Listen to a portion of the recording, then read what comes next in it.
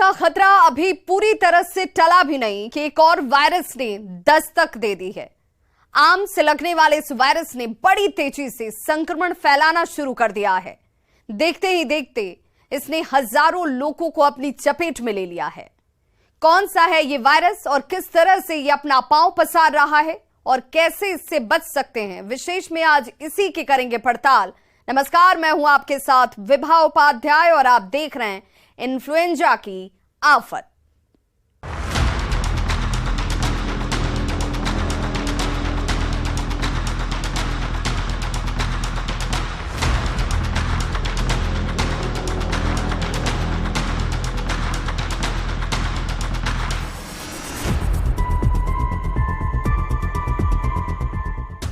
तो influenza virus ने भारत में कहर बरपाना शुरू कर दिया है। जनवरी से लेकर अब तक 3000 से ज्यादा मामले सामने आ चुके हैं और इस वायरस का H3N2 सब वेरिएंट सबसे ज्यादा खतरनाक है। बिहार में भी H3N2 सब वेरिएंट ने एक शख्स की जान ले ली। बढ़ते खतरे के मद्देनजर केंद्र सरकार ने सभी राज्यों को इसे लेकर एक एडवाइजरी अब जारी कर दी है। बिहार का स्वास्थ्य विभाग भी अलर्ट मोड पर है। फिर हुआ इन्फ्लुएंजा का अटैक।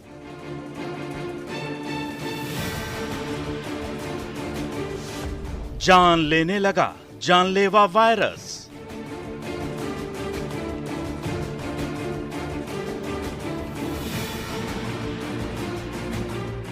देश में इन्फ्लुएंजा के मामले डराने लगे हैं। आम सी लगने वाली इस बीमारी ने आहिस्ता आहिस्ता अपना असर दिखाना शुरू कर दिया है। जनवरी से अब तक के आंकड़े डरा रहे हैं। इस साल भारत में H3N2 वायरस के 2 से 3 गुना ज्यादा मामले सामने आ रहे हैं। संक्रमित मरीजों में से 5% को अस्पताल में भर्ती कराना पड़ रहा है। इनमें ज्यादातर 15 साल से कम और 50 साल से ज्यादा उम्र के मरीज शामिल हैं। भारत में इस साल अब तक इन्फ्लुएंजा वायरस के कुल 3038 मामले सामने आ चुके हैं। जनवरी महीने में 1245, फरवरी महीने में 1307 और मार्च महीने की 9 तारीख तक 486 मामले दर्ज हो चुके हैं। आधिकारिक तौर पर अब तक 2 लोगों की मौत की पुष्टि हुई है, जबकि मीडिया रिपोर्ट्स में दावा किया गया है कि अब तक 6 लोगों की मौत हुई है।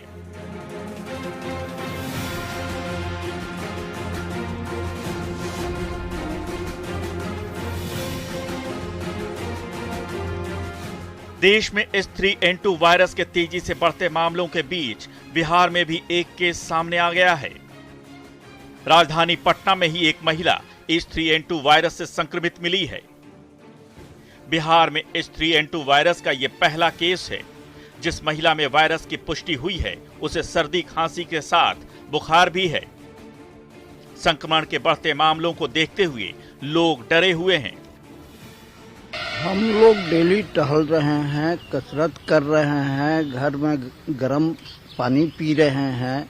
अपने सेफ्टी के लिए जितना हो सकता है हम लोग कर रहे हैं। साफ सफाई पर भी ध्यान दे रहे हैं। सब सरकार के भरोसे तो नहीं डिपेंड आदमी को रहना चाहिए, अपने भी कुछ करना चाहिए। जैसे हम लोग सवेर में योग करते हैं, योग से बचाव किया जाता है इन्फ्लुएंजा को। अपने साफ सफाई पर ध्यान देना पड़ेगा और हेल्थ के प्रति सचेत रहना होगा। जैसे हम लोग सवेर 2 घंटा योगा करते हैं, योगा करने के बाद घर जाके साफ सफाई सब पर ध्यान देने से इन्फ्लुएंजा कम हो सकता है। अगर लगेगा कि खांसी है तो आदमी को अस्पताल जाना चाहिए नजदीक।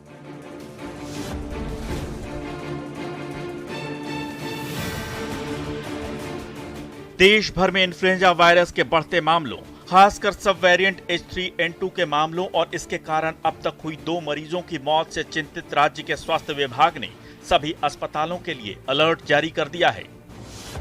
लोगों को भी सतर्क रहने के लिए कहा गया है। केंद्र सरकार ने भी सभी राज्यों को एक एडवाइजरी जारी की है।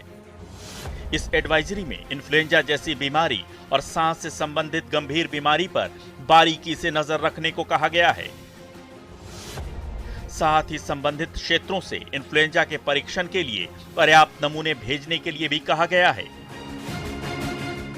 नीति आयोग ने इन्फ्लुएंजा वायरस से बचने के लिए कोरोना जैसे नियमों का पालन करने की हिदायत दी है। आने की बात तो सुनने में आ रहा है, लोग उससे परेशान भी हैं, लेकिन उसमें कोई परेशान होने की कोई ऐसी बात नहीं है। वायरस आते हैं और जाते हैं। हम लोग को जो इन्होंने कहा ना कि सफाई जो है ना, वो सबसे बड़ी बात है कि आप अपने आप को साफ स्वच्छ रखिए, गंदे से बचिए, घर की सफाई रखिए, नाले की सफाई रखिए, आंगन में जो निकलता है उस सब की सफाई रखिए। बस अपने आप को ठीक रखिए। वायरस तो आएंगे जाएंगे, उसमें कोई बहुत बड़ी बात नहीं है। अपनी सेफ्टी के लिए सिर्फ आप जो है जैसे कहीं निकले तो मास्क लगा लीजिए, गाइडलाइन का पालन कर लीजिए। गाइडलाइन का पालन कर लीजिए। This much is more than enough.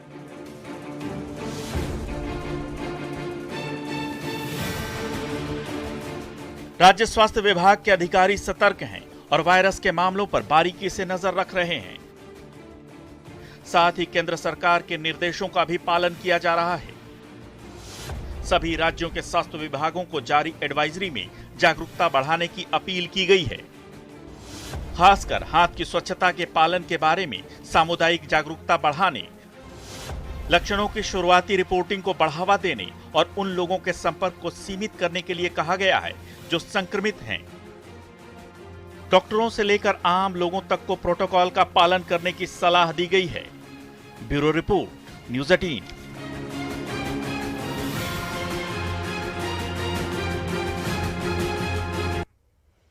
तो भारत में जनवरी से मार्च तक का वक्त फ्लू सीजन माना जाता है। इस दौरान लोगों में अमूमन सर्दी, खांसी और बुखार जैसे लक्षण देखने को मिलते हैं। लेकिन इस बार का फ्लू सीजन बाकी सीजन से बिल्कुल अलग है। बड़ी संख्या में मरीजों को आईसीयू में भर्ती होने की नौबत आ जा रही है। Indian council of medical research यानी कि ICMR का यह मानना है कि इसकी वजह H3N2 वायरस हो सकता है। ऐसे में सवाल है कि आखिर ये H3N2 वायरस है क्या और कितना खतरनाक होता है। आइए आपको H3N2 वायरस की पूरी ABCD बताते हैं।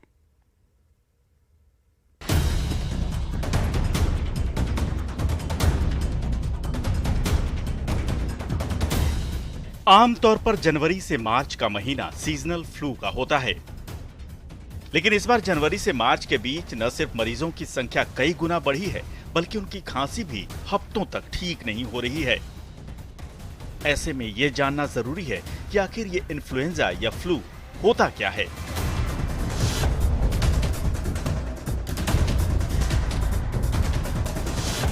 किसी वायरस की वजह से नाक, गले या फेफड़े के संक्रमण को फ्लू या इन्फ्लुएंजा कहते हैं। साल 1892 में जर्मन वैज्ञानिक रिचर्ड फीफर ने दावा किया था कि इंसानों में फ्लू के लिए बैसिलस इन्फ्लुएंजा नाम का जीवाणु यानी वायरस जिम्मेवार है। इससे पहले तक फ्लू को बैक्टीरियल इन्फेक्शन माना जाता था। अब तक की रिसर्च के अनुसार जीवों के शरीर में 4 तरह के इन्फ्लुएंजा वायरस पाए जाते हैं। Influenza A, influenza B, influenza C और इन्फ्लुएंजा डी। इनमें इन्फ्लुएंजा ए मौसमी फ्लू होता है। इससे संक्रमित होने वाले मरीजों की हालत गंभीर हो सकती है। इन्फ्लुएंजा बी भी मौसमी फ्लू होता है, लेकिन बच्चों को ज्यादा संक्रमित करता है। इन्फ्लुएंजा सी सबसे कमजोर और कम खतरे वाला वायरस माना जाता है, जबकि इन्फ्लुएंजा डी ज्यादातर मवेशियों को अपना शिकार बनाता है। देखिए, एक वायरस का एक स्ट्रेन है।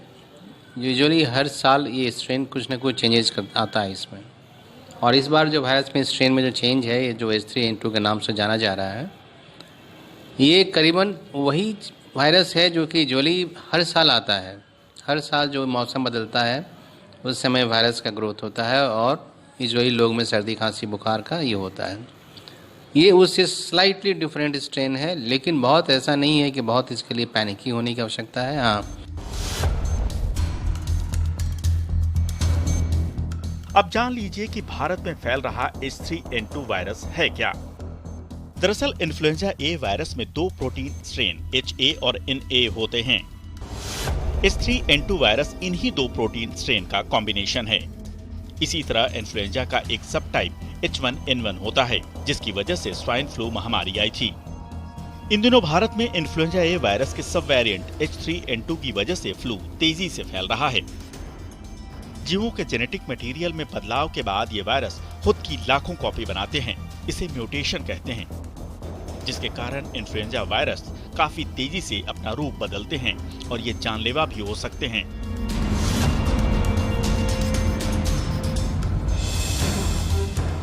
ह्यूमिडिटी यानी नमी और तापमान की वजह से इन्फ्लुएंजा वायरस तेजी से खुद को म्यूटेट करता है और फिर लोगों को संक्रमित करता है। भारत में मौसमी इन्फ्लुएंजा हर साल 2 बार तेजी से फैलता है।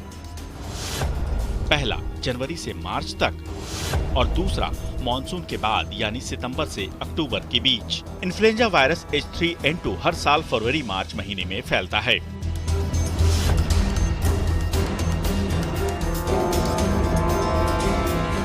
इंडियन मेडिकल एसोसिएशन के मुताबिक आमतौर पर इन्फ्लुएंजा के सीजनल लक्षण होते हैं।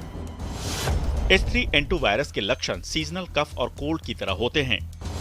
इन लक्षणों में शामिल है खांसी, नाक बहना या नाक बंद होना, गले में खराश, सिर दर्द, शरीर में दर्द, बुखार, उल्टी, थकान, सांस फूलना, ठंड लगना और दस्त। ऐसे लक्षण दिखने पर घबराने की जरूरत नहीं है, लेकिन 48 घंटों के भीतर सांस लेने में अगर दिक्कत हो तो तुरंत डॉक्टर से सलाह लें। ये सावधानी जरूर है इसमें, लेकिन डरने की आवश्यकता नहीं है। ऑफ कोर्स इस वायरस में एक चीज़ देखा जा रहा है कि इसमें लंग का इन्वॉल्वमेंट बहुत तेज़ी से होता है, लेकिन ये बहुत कम केस में हो रहा है जिसमें कि बहुत ज़्यादा सीवियर हो रहा हो। ये मैक्सिमम केस में ये सेल्फ लिमिटिंग भी होता है और अपने आप को ठीक।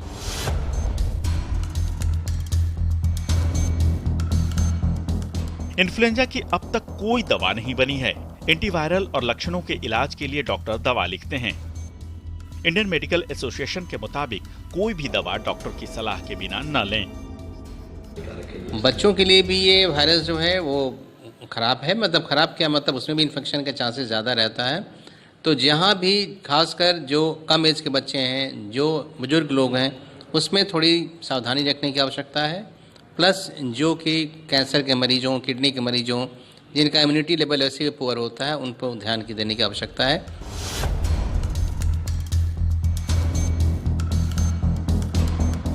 H3N2 वायरस के प्रभाव से बचने के लिए लक्षण महसूस होते ही थोड़ी थोड़ी देर में साबुन से हाथ धोएं। खांसने से पहले नाक और मुंह को ढक लें।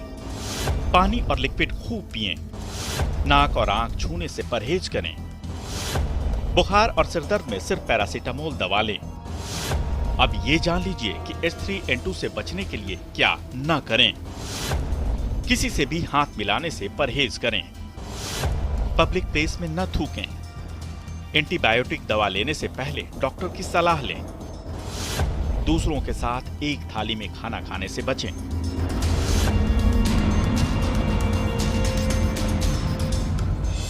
नेशनल इंस्टीट्यूट ऑफ हेल्थ के मुताबिक H3N2 वायरस H1N1 यानी स्वाइन फ्लू या बाकी सभी वेरिएंट से ज्यादा खतरनाक होता है, इसलिए सावधानी जरूर बरतें। Bureau report, news 18।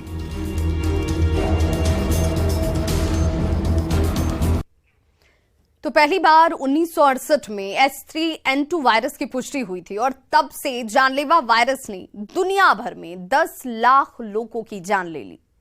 लेकिन इन्फ्लुएंजा से महामारी का ये कोई पहला मामला नहीं था। 19वीं सदी की शुरुआत से अब तक ये वायरस 8 बार दुनिया भर में कहर बरपा चुका है। 20वीं सदी की शुरुआत तो इन्फ्लुएंजा वायरस ने 5 करोड़ लोगों को अपना शिकार बनाया था।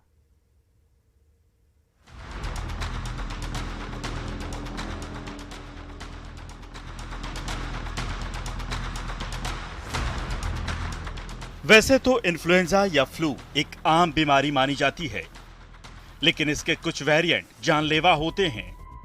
तकनीक और चिकित्सा क्षेत्र में विकास के साथ इसकी रोकथाम की संभावनाएं तो बढ़ी हैं, लेकिन अब तक इसकी दवा नहीं ढूंढी जा सकी है। इन्फ्लुएंजा वायरस बार बार महामारी लेकर आता है और लाखों लोगों की जान ले लेता है। 19वीं सदी से अब तक ये वायरस 8 बार महामारी ला चुका है। इस वायरस की वजह से 19वीं सदी में 4 बार, 20वीं सदी में 3 बार और 21वीं सदी में 1 बार महामारी आ चुकी है।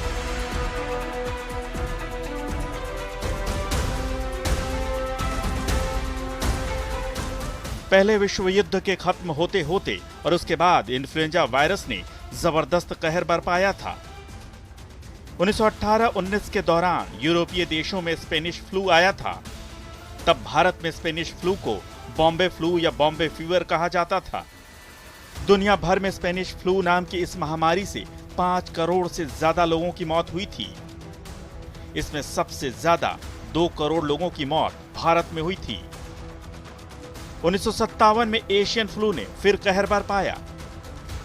उस साल इस वायरस से दुनिया भर में 1 करोड़ 10 लाख लोगों की मौत हुई थी।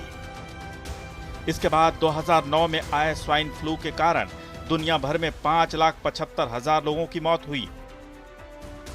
अकेले अमेरिका में ही 12,000 लोगों की जान गई। इन्फ्लुएंजा वायरस का ही एक सब वेरिएंट है H3N2, जो इन दिनों देश में कहर बरपा रहा है। H3N2 वायरस पहली बार 1968 में सामने आया था।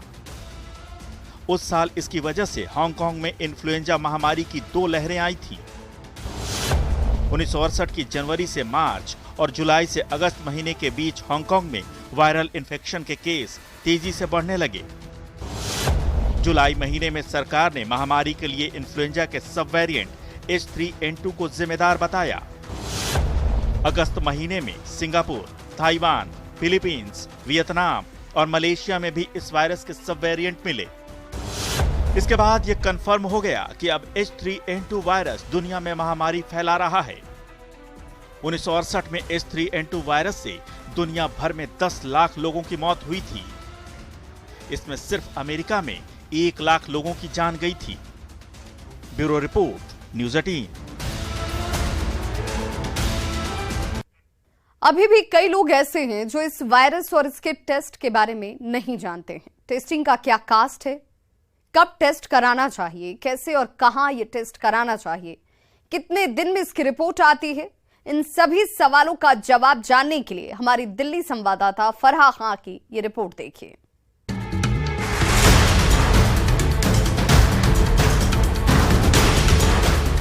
H3N2 इन्फ्लुएंजा वायरस के मामले तेजी से बढ़ रहे हैं। पहले तो इसे आम फ्लू ही समझा गया, लेकिन बाद में समझ आया कि ये कोविड या आम फ्लू नहीं बल्कि H3N2 इन्फ्लुएंजा वायरस है। फिलहाल इस समय हम देख रहे हैं, हमेशा ज़्यादातर बारिश के सीजन के बाद या जनवरी में हम देखते हैं कि फ्लू के जो वायरसेस हैं वो बढ़ जाते हैं। और आम तौर पे हम देखते हैं कि इस सीज़न में या बारिश के बाद जब हम देखते हैं H1N1 जिसको हम स्वाइन फ्लू कहते हैं, उनके केसेस में बढ़ोतरी होती है।